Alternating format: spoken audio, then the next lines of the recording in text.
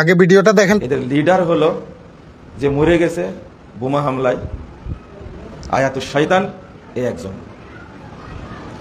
আল্লাহর কাছে দোয়া করি, দুই কুত্তায় মারামারি লাগছে, আল্লাহ যেন দুইটাকেই ধ্বংস করে, বলেন আমিন। এই রাফেজি শিয়াদের উৎপত্তি হলো ইহুদিদের থেকে।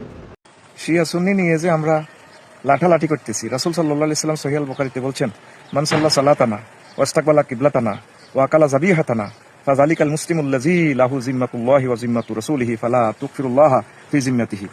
অর্থাৎ যে আমাদের সাথে নামাজ পড়বে, তারপরে আমাদের মসজিদে নামাজ পড়বে, আমাদের কেবলাকে কেবলা জানবে, আমাদের জবাই করা পশু খাবে, সেই মুসলমান, তার নিরাপত্তার দায়িত্ব আল্লাহর হাতে।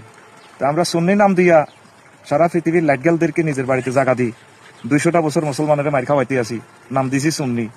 আর আল্লাহর প্রিয় মুজাহিদদেরকে আমরা শিয়া বলে তাদের এন্তেকাল ইন্না নিল্লাহ বলা যাবে না। এগুলো আমাদের ভুল ভাই। সকল এরা সবসময় বলে শিয়ারা মুসলিম না, কিন্তু সবসময় শিয়ারা কিন্তু মুসলিমদের পক্ষে যুদ্ধ করে। এই যে গাজায় যে গণহত্যা চালাইছে, শিয়ারাই কিন্তু সবসময় তাদের পক্ষে ছিল, এবং কি তাদের পক্ষে হয়ে ইসরায়েলের যুদ্ধ চালাইছে। অথচ সেই সময় কিন্তু এসব দালালদেরকে দেখছি ইসরায়েলের পক্ষে কথা বলতে।